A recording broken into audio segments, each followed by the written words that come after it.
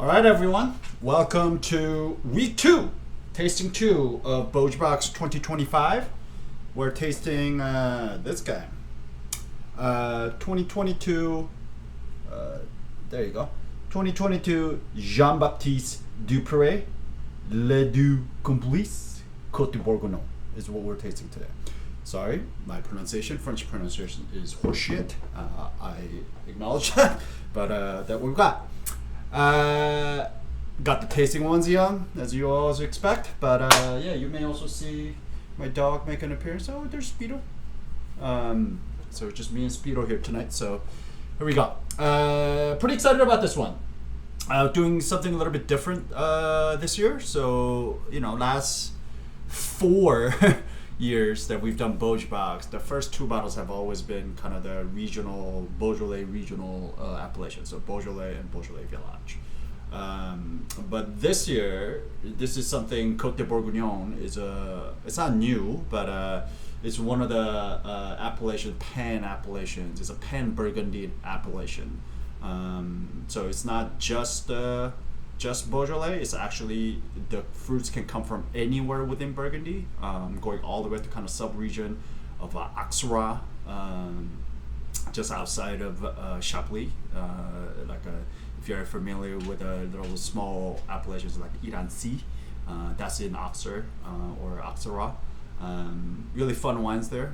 If you ever want to stay in the town of Auxerre, on your way to visit Chablis, that's actually a really charming town to stay in. I stayed there last time I was there. But anyways, but it stems all the way from there. So all the way northern end of Burgundy, going all the way to the southern tip of Beaujolais, and the fruit can come from anywhere. In fact, I guess this would make a lot more sense if we talk about the map. So you have the access to the map. So if you look at that French map, right, pull that up, and then you know where Burgundy is. You know where Beaujolais is now, because we talked about that last week, right? It's that kind of a light pink region.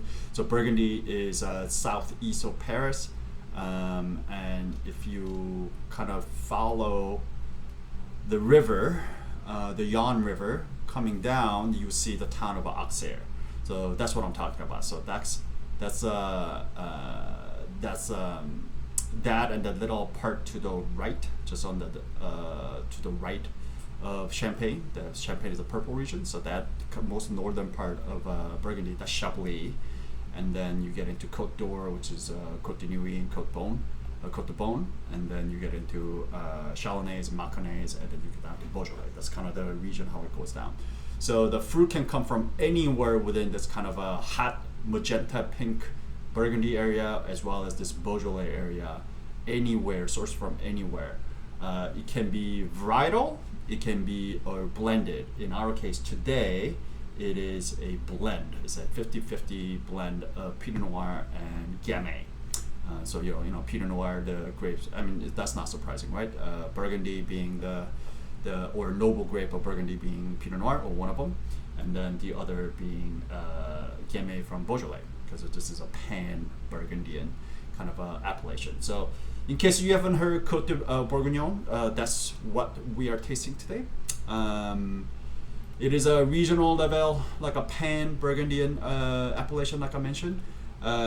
It's not anything new. In 2011, that became the official kind of appellation name that replaced Bourgogne Grand Ordinaire, or Bourgogne Ordinaire, if you've ever tried or tasted that wine.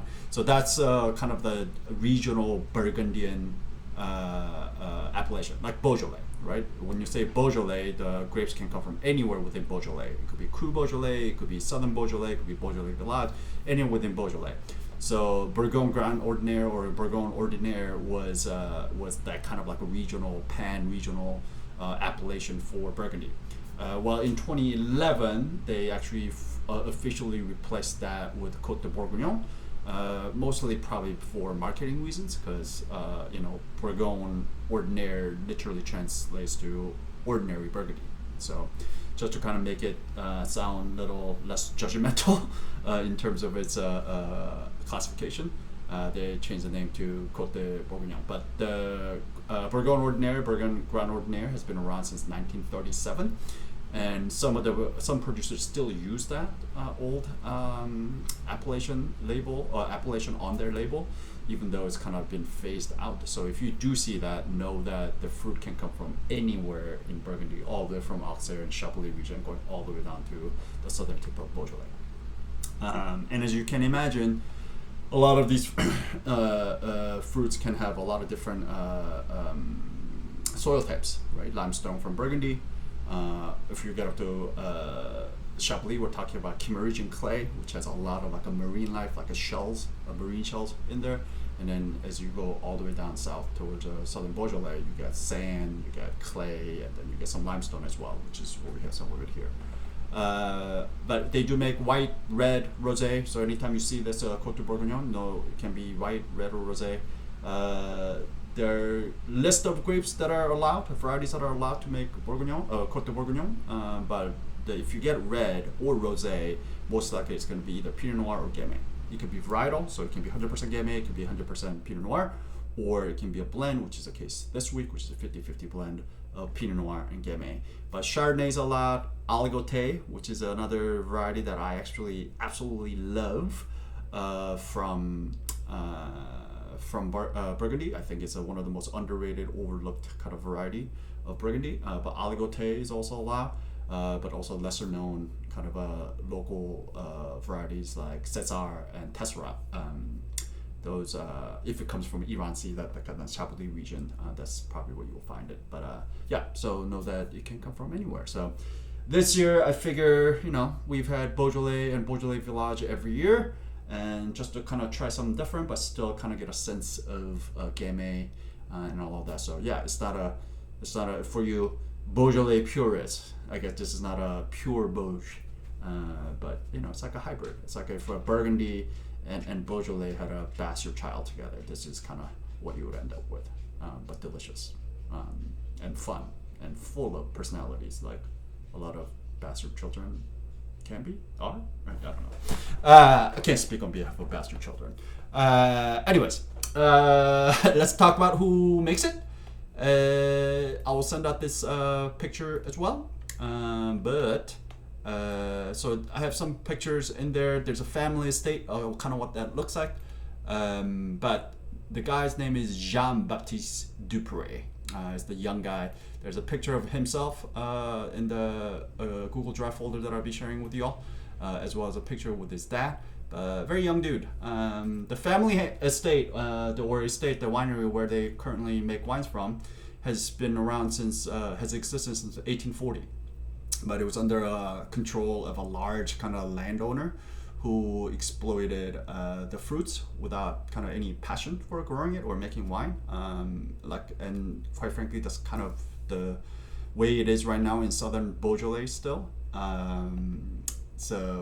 it all started to change when in 1983, the Duperray family kind of moved into the area and purchased the estate and took over the estate. By the way, I forgot to mention this when we were talking about location of where this comes from. So yes, the wine is Coteaux-Bourguignon, which means the grapes can come from anywhere. However, the actual family estate as well as their vineyard, they farm 40 hectares, which is actually sizable within Beaujolais. They're all in southern Beaujolais. So if you look at the Beaujolais map, there's a town that I have a really hard time pronouncing, is Villefranche-sur-Saône, right in the southern Beaujolais, like the light pink area. If you look at the Beaujolais crew map, Wines of Beaujolais map, it's right around there. It's where this town is, where this winery and Duperray family is located. And then they farm 40 hectares all in that southern pink Beaujolais area. This is where area, we talked about this last week, but this is the area that's ripe with, shitty mass produced kind of like a Beaujolais Nouveau, a lot of George Duboeuf kind of a stuff comes out of. Also the soil type changes quite a bit. So northern Beaujolais, the northern half is where like granite and volcanic soil kind of runs the gamut. But as you get down here, it gets a lot more clay, sandy, way less kind of like a minerality, a lot more less rocks, but you do get some little bit of limestone. There are some pockets of limestone that run through, and this family happens to catch that. So this is basically limestone, Pinot Noir that's grown on some limestone, thin limestone bedrock soil, and the Gamay grown on clay and granitic sand is basically what we have here today. But anyways, yeah, so this family is in Saint Julien, the Duperray family. The father of Jean-Baptiste, I could not find the name of the father to save my life. But he's the one who kind of started the work of breathing life back into the soil and just kind of converting the vines to be grown sustainably. Because before it was just kind of run as a commercial kind of a winery they weren't even making wine. They were just kind of growing grapes and then selling it to probably big co-ops. But then Duperray family took over 1983. The dad started putting in some work and really starting to convert the land and farm correctly. And then Jean-Baptiste joined his father in 2013, and just a year later in 2014 he actually took over the full control, the hem of the family estate, and then now he is in charge of making the wine and farming the grapes. Though his dad obviously is around and gives a lot of advice and all of that, but he's the young Jean-Baptiste who does it all. There's also a picture of Saint Julien, the tiny little town, in the picture that I'll be sending you out as well. Really charming little place. I've actually driven through Saint Julien before, so I know exactly where this is. But then and then you see the vineyards in front of it. I can't tell if that's actually their vineyards or not, but at least you see the picture of the Saint Julien. And if you ever get a chance to go to Beaujolais, this is how a lot of Beaujolais towns look like. They're small little, these kind of pastoral, small farming towns and villages. Obviously, they all have a church, in the middle of it, and with a vineyard surrounding it. And as you can see on their family estate, kind of a picture. And then there's also another picture of a driveway that I'll be sharing as well. A lot of these wineries, if you go there, they're not these big. I mean, there are some of these big kind of co-op, big producer wineries there too, but at least a lot of wineries that I feature, every single bottle that I'm featuring in Beauj Box and have featured in the past, they have all been pretty small production, family-owned places. So when you go there to visit, you're visiting somebody's home like this. You're not visiting some grand, chateau-like wineries, which is part of what makes it fun. In fact, I'm willing to bet that white door in that picture, the family estate picture, is actually the entrance into their winemaking facility, which is essentially their garage. And that's why Beaujolais is super cool. It's wine is also delicious, but when you go there, just like people are just like down to earth, farming people. They were just out there earlier, like farming. Literally, they all have dirt under their nails. They touch the soil, they grow the grapes, they make the wine. The true sense of that French word vigneron, which are the people who grow the grapes and make the wine, which is kind of as the land becomes more expensive, and then the wine world, in a lot of parts of the wine world, we're moving away from that, where people don't necessarily grow the grapes, so you have to purchase grapes, and you are actually moving away from actually growing, farming, and then just focus on winemaking. When in fact, historically, the majority of the work was actually done in the field. The best farming is the best way to make best wine. It's kind of like cooking. You can't make good wine with shitty ingredients.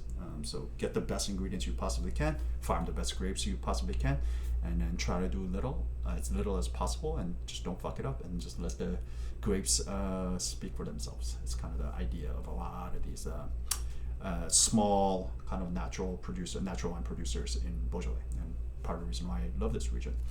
All right, so what is this wine? I already talked about it a little bit, but this is 50% Pinot Noir, 50% Gamay, so half and half blend of Gamay grown on clay and granitic sand, and then shallow Pinot Noir grown on shallow limestone in southern Beaujolais, and 20-year-old vines, all farmed sustainably, fermented at low temperature. It does go through a whole cluster here. So semi-carbonic is basically essentially what we have. We talked about that last week. So instead of actually putting in a vessel and then putting a blanket of CO2 on top. They just leave it alone. So as berries start to ferment, the CO2 that's released comes up and it kind of blankets it and makes it anaerobic. So there's some carbonic that happens, but not as much as you would have had you put an actual blanket of CO2 on top. So all whole cluster, semi-carbonic, but then afterwards it is macerated for 12 days, and Gamay Pinot Noir are vinified separately, and then they're blended together later. But before blending, Gamay is aged in cement tanks. Very traditional, classic. That's what last week's wine, Prunell's wine, were made in, the cement tanks, right? And then a third of the Pinot was actually aged in neutral oak barrels. And that's just to kind of, neutral oak barrels is not to give any flavors. It's just really to kind of, it's more for texture than anything else. Introducing a little oxygen, rounding things out, and then letting it just kind of mellow out, taking off the, sanding down some of the sharp edges in the wine. It does get tight, a little bit of light filtration. I couldn't find out what kind of filtration it gets. Most likely some sort of like a membrane. But yeah, light filtration, and then no fining, and then there's no sulfites on this wine except for the just minute amount of wine at bottling. So no sulfites during fermentation and whatnot, and then just at bottling. And for you rookies, you're wondering why does that matter when sulfites gets added? So sulfites are antiseptic, so it kills all enzymes, all bacteria. It's just like an equal opportunity killer. It kills all the good bacteria as well as bad bacteria. So the idea is that, as a winemaker, there are many different points where you can enter sulfites, including in the vineyard. You can use sulfur to kind of treat your vines, but it also kills off all the yeast on the grape skins. So this is what I mean by like doing the best, farming it as best as you possibly can, so you can increase the diversity and population of biome and bacteria and yeast on the skin. So when it does come into the cellar, that it is just full of all these yeast strains, strong yeast strains that can jumpstart and actually finish the fermentation. Oftentimes when the farming is not done very well or in a very tough seasons, yeast strain is just not strong enough to kind of do that. And there's a whole theory that by having all this diverse group of enzymes and bacteria available, biome available, that it actually fights off bad enzymes and bad bacteria. It's kind of like a gut biome, right? Like when you have really good, strong, large amount of good, diverse, prebiotic, probiotic, all this gut biome, then it keeps you healthy. It's kind of the same idea. So yeah, you bring that in, but when you treat the grapes as soon as it comes into the cellar, which is common practice in a conventional winemaking, in the name of predictability and control, it kills off all that enzyme and bacteria you worked hard to grow. So yeah, there may not be some funky, weird stuff that may happen during fermentation, but it also kills off all the good ones. So the idea is that you are tasting, all the flavor kind of becomes very homogeneous. So you buy lab-grown yeast, you throw it in there, which gives you exactly the kind of flavor profile that yeast strain was designed to produce, and that's what you get. So that's why all the wines end up tasting kind of homogeneous, because it gets basically sterilized with sulfites, and then the yeast gets pitched. But as opposed to in natural wine world, you let all that kind of a natural yeast and enzymes kind of do its own thing and express itself. So idea is that it's actually more of that, reflects more of that French word terroir, right, of that vineyard, because you're letting all the kind of enzymes and bacteria that exist in the vineyard to fully express itself, as opposed to using sulfites to kill them off, and then using lab-grown yeast to kind of manipulate flavors that you want on the wine. And you can also use it, along the way while you're aging it, just to make sure it doesn't fall off. But again, if you're farmed correctly, things are good, then you don't need to. But people use sulfite, just minute amount, just a little bit. I think there's about 20 ppm added to this wine. There's up to about like 75, depending on, in Europe 75, in US I think it's 90 ppm that's legally allowed, how much you can add. into the wine, amount of sulfites you can add into the wine. Sulfites, by the way, is a naturally occurring substance. Any fermentation product has it. Beer has it, cheese has it, charcuterie has it, even wine has it. Anything that ferments, it produces sulfites. That's why legally, if you ever look at any bottle of wine, legally it has to say it contains sulfites, at least in US. But we're talking about added sulfite. So yeah, in US, I think you can add up to like 90 parts per million, and then in Europe it's 75. And that's a very common practice. But here, I think they use 20, which is very, very low. So yeah, 20 just right at bottling, just to make sure that things don't go crazy while it's being shipped from here, from France to US. Very common practice. And if you ever go and visit some of these producers, you may be able to actually taste the wine that has no sulfites on it. Because if it's being sold in France, they usually wouldn't put any sulfites in it because it's quick turnaround. It's bottled at the winery. Especially if you're in Beaujolais, then it goes to Paris, which is only a couple hours away. Then it gets sold off right away. So that's kind of another cool thing about going there and visit them. You can kind of taste the wine at its rawest and then most honest kind of a form before kind of sulfites go in there and kill off some of the bacteria. But here for exports, you tend to see a little bit of sulfites added, and that's what they did. So you hear that a lot. I'm gonna say that a lot and throughout this box, where minute amount of sulfites added at bottling, and that's the most common practice in these natural wine producers that I feature, just to make sure that some weird funky shit doesn't happen during shipment. So, all right, let's taste the wine. I've been talking too much. Right. Ah, shit. Sorry, I need to pull that up. There you go. All right. Cheers, by the way. Appearance. So give it a little swirl. You look done. I would say, for the intents and purposes, I would say this wine is clear. I can tell this wine is not filtered or fine. It's not like star bright. It's not translucent. By the way, almost every bottle, in fact, every bottle in this one is going to be pretty much like that, which is not filtered, not fine. Intensity. I'm going to call this about medium, which is a pretty common call for Beaujolais. It's not pale, where you can see through the complete thing. Medium is kind of like you can see the writing in the back. Deep is you can't see anything. But yeah, I'm going to call this a medium. Medium intense colors of, I'm going to call this ruby. This is pretty much kind of like a definition of a ruby. Yeah, so I'm going to call this ruby. Obviously, fuck legs or tears. We're not going to talk about that. No deposit, no pétillance, no bubbles, no sediment. Yeah, nose. First and foremost, nose is clean. This one is clean. This one is sound. There's nothing wrong on here. You can tell this wine is not something made in a lab-grown stainless steel setting. But yeah, for all intents and purposes, this wine is clean. This one is sound. Intensity. Also, it smells very good.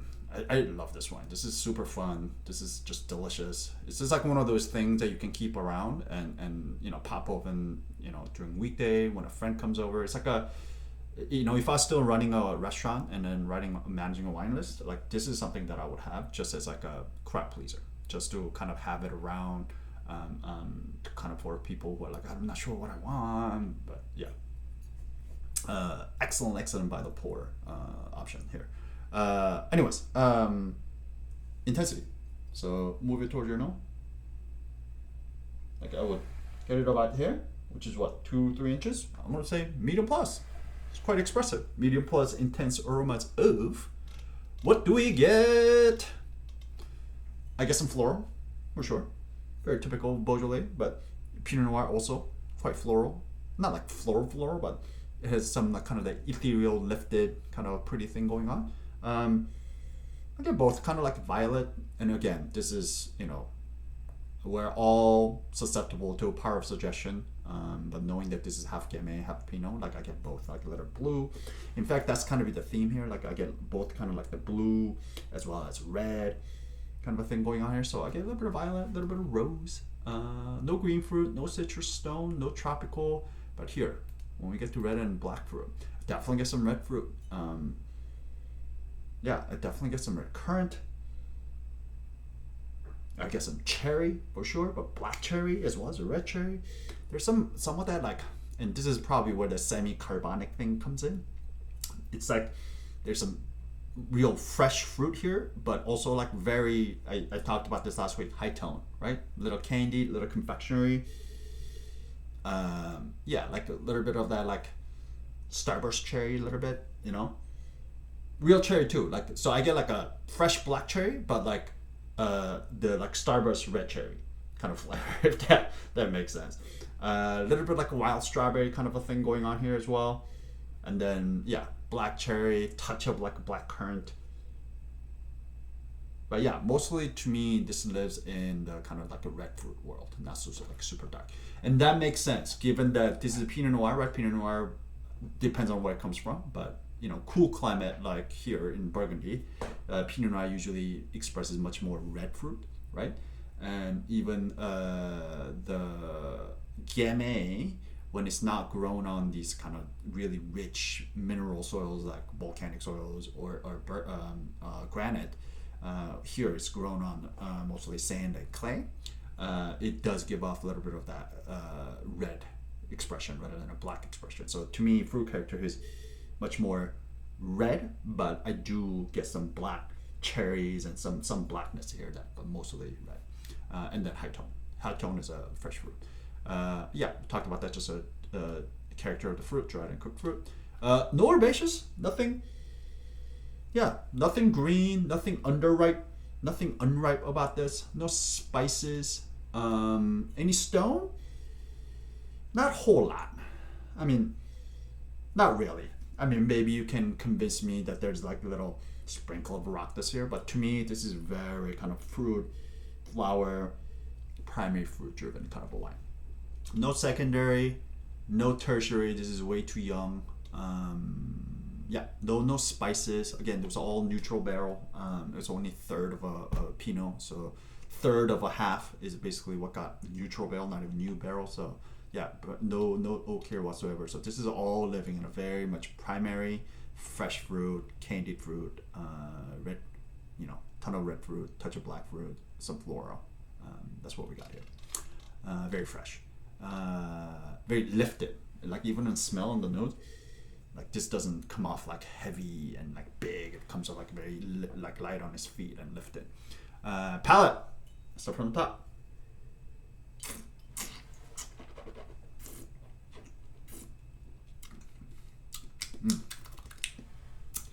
So wine just makes me giddy. It's just like you know, I can just pound this. I like as if it's going out of style. It's just delicious. Sweetness, dry, bone dry. There's no sugar in it whatsoever. Acidity.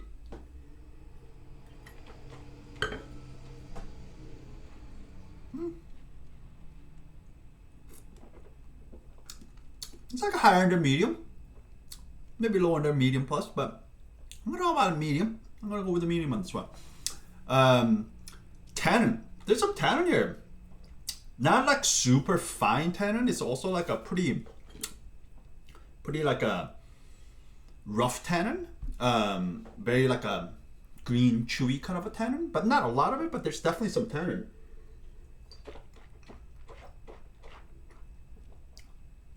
Yeah, I'm gonna call this actually low end of medium. Yeah, high end of medium plus, medium minus, somewhere around there. But yeah, and then like a little bit chewy, a little bit of green, kind of a tannin thing, which is good. Like, you know, with something that is just, you know, meant to be this kind of delicious, chuggable kind of a wine. The fact that it has some of that tannic texture, and then it can also live up to some of the bigger, meatier food, which is a good thing. So it's got some decent acid, right? Medium plus, lower end of medium plus, higher end of medium, with like a medium tannin. I think it's fantastic. Alcohol. This comes out as like, I don't know, 13? It says 11 to 14%, so it could end up anywhere, but I feel it a little bit.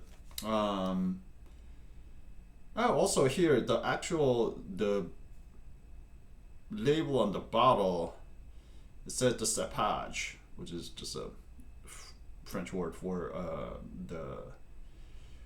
the varieties in the blend is 55% Pinot, 45% Gamay. So this is actually more Pinot than a Gamay. But anyways, part of it is, maybe there's so much of that kind of redness that I'm getting is probably because of Pinot. But yeah, that's like I'll get a lot more unless it's going through like a huge carbonic, like a full carbonic or like a longer carbonic maceration. With a Gamay, you wouldn't get this much red fruit, and then the fact that you're getting this much red fruit is probably that Pinot influence. Like what I love about this wine is that like I can tell that there's both Pinot. Like I can see it. It's not like muddled, right? It hasn't. It's not like gumbo where it's like cooked for a long time and like becomes its own thing. It is like it's like a really nice salad where you can taste each ingredient. Like I can taste a Gamay, I can taste Pinot, which is awesome, which is fun. That's what they call like a linear wines, like the wines that are like not muddled. Like each wine flavor profile, each flavor is very kind of like distinctive. You may hear some wine geeks talk about like a linear wine. This wine is very linear. So this wine is very linear in that way, but like I can taste both variety very separately as opposed to like having homogenized thing. And that's not necessarily a bad thing. Like that can also be a good thing. Like, but it's just not that style of wine, and I appreciate that. I also tend to like those linear wines. All right, so alcohol could be anywhere, but with wines in Beaujolais, we're talking about medium pretty much. We're talking about anywhere between 12.5, 13.5, somewhere around there. You rarely see it go below that or over that. It's like right around there is like about the norm. Body.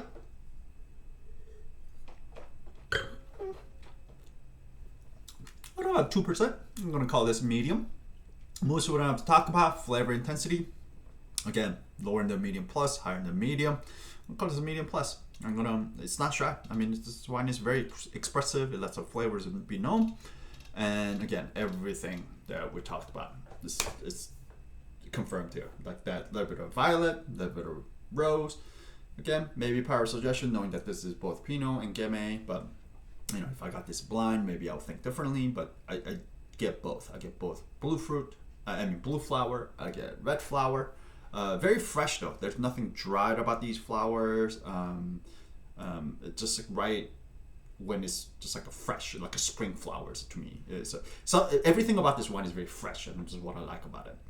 And then the red fruit, mostly red fruit, touch of black fruit, some of the both high toned as well as fresh fruit. So like for some reason the black fruit to me here comes off very like real fruit, like actual fresh fruit, and then the red fruit to me comes off a lot more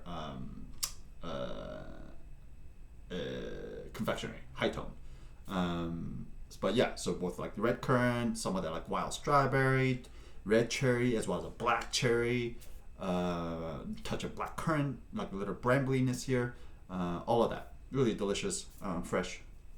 Nothing herbaceous, nothing green here.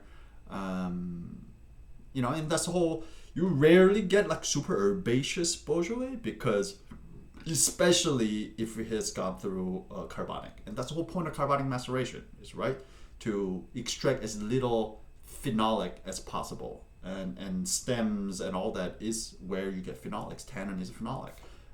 The fact that this was semi-carbonic and then it was macerated after there for, what did we say, 18 days? 12 days. It's part of where you get some of that tannin from, but in general, that's not what you would want, or that's not what you would expect from Beaujolais. You don't expect a hugely tannic, you don't expect like a hugely that kind of like a whole cluster stem inclusion maceration style wine that has that spicy, quote unquote spicy, kind of a green herbaceous vegetal kind of a thing going on. You usually rarely ever get that, and that's part of the reason why I think Beaujolais is a really good crowd pleaser, because those kind of flavors, even though I love them and I think that's a great balance to the kind of the fruit part of grape, right? Like grapevine is, yes, it's a fruit, but it's also a plant. And then the fact that you kind of taste both the sweetness of the fruit as well as the savoriness of the plant, I think is why I personally love that, and that's why I tend to like whole cluster wines. But sometimes that can be not as approachable as like destemmed or carbonically macerated wine, because a lot of, particularly in American palate, is all about the fruit. American palate really likes the fruit. So yeah. So no herbaceous, no herbal. Spice, actually, like I get convinced that there's a little bit of like spice here. No, actually, never mind. No, this is. I thought I had some on the palate, but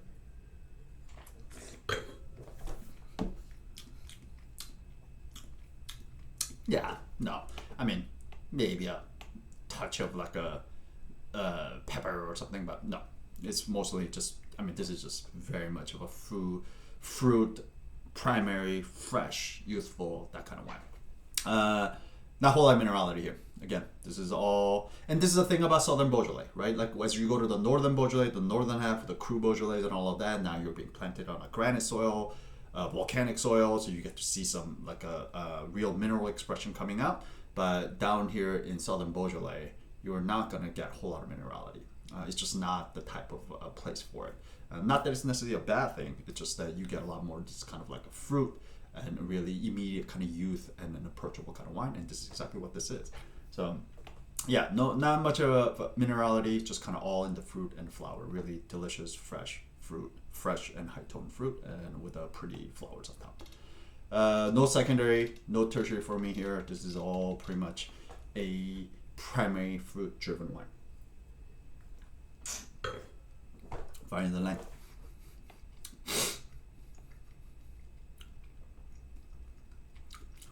Okay, so this is where I would say if this wine had one like a very standing out, I wouldn't say flaw, but like one thing that could be like usually room for improvement is the length.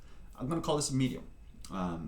Yeah, it's got a decent length. It doesn't have a short length, but it's not what you expect from great Cru Beaujolais that we will be tasting later throughout the bout. So yeah, I'm gonna call this about medium. Even then, maybe like even lower end of medium, middle of medium. But like yeah, I wouldn't even go as far as calling it a high end of medium. But yeah, solidly in the medium. So yeah, let's put it all together. Is this wine balanced? I think so. There's nothing like if anything, no, there's nothing that's sticking out. But the one thing that really does stick out for me about this wine is actually harmonious and how well all the flavors are mingled here, while retaining that linear distinction of each other, flavors from each other. So very balanced. Intensity wise, we call it medium plus on the nose, medium plus on the palate. So medium plus intensity. Complexity, we had flowers, kind of two different flowers, red fruit, touch of black fruit, some high toned, some fresh. But that was really it, right? No minerality, no secondary, no tertiary. So not hugely complex wines, but that's okay. Not all wines are meant to be these kind of cerebral thinking kind of things. So I'm gonna call them medium, maybe like lower end of medium even. And then length, we also call that medium as well. So we got balanced, medium plus intensity, medium complexity, medium length.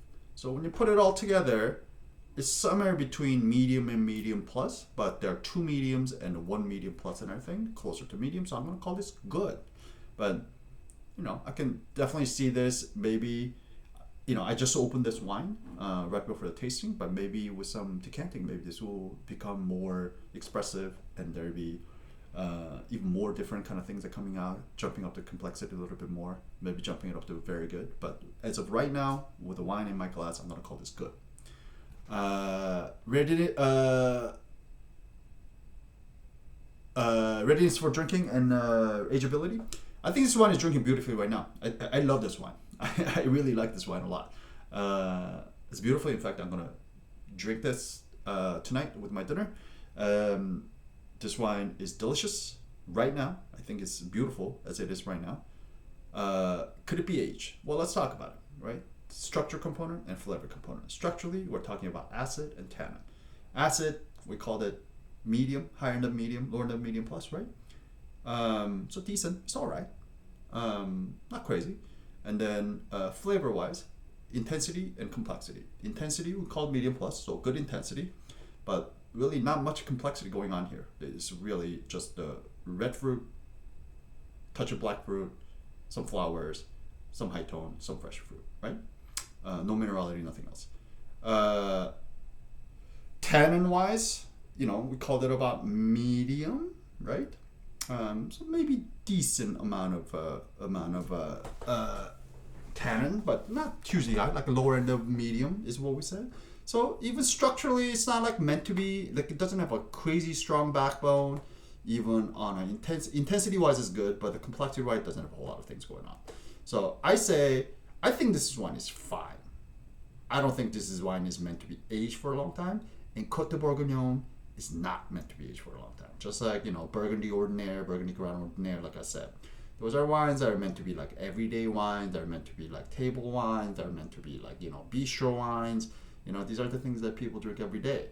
And there's nothing wrong with that. Not every wine should be cerebral, thinking, high class, good, ageable wines. There's place and time for these wines, and this is perfectly delicious and perfect for that. So I say, drink this now. I think this will drink perfectly fine for the next 2 to 3 years, maybe even up to 5 years.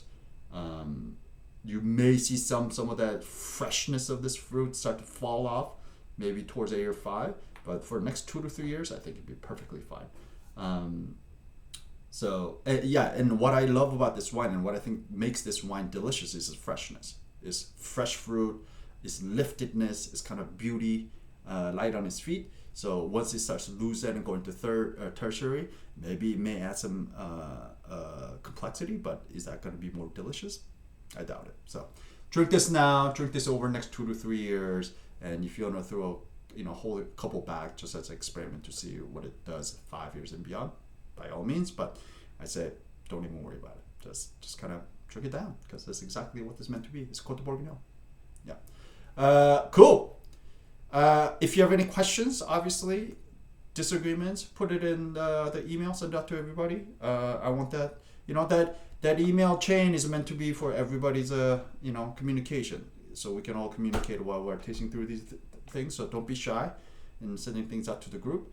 And before we go, if you want to find out how much this wine is on a retail shelf and how much you would want to pay for this, or you'd be happy paying for this in a retail shelf, pause this video right now and I'll tell you.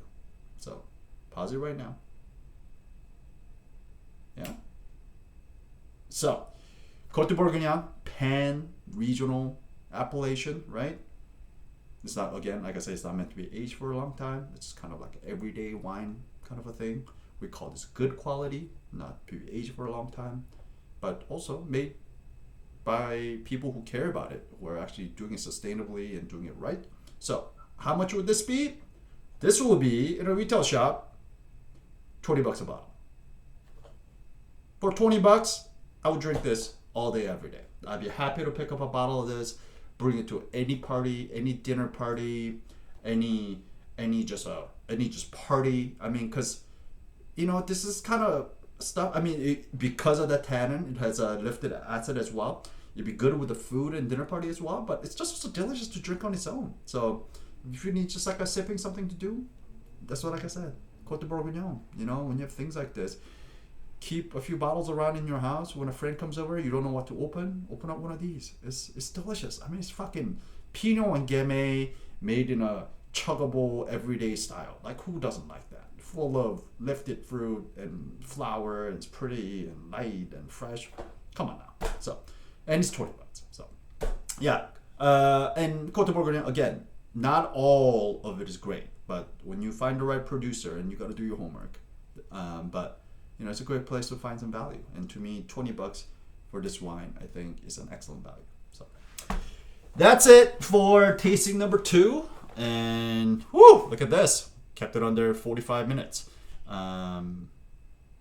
Much improvement from the first week. And I told you, first week was long, and I apologize. But hope you guys enjoy this bottle.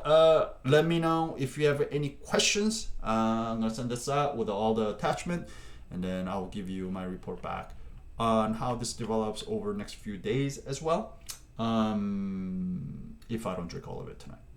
No promise. It's pretty fucking good, and I like the wine. So, all right. Happy Friday, y'all. Hope you enjoyed the rest of your night. Toodles.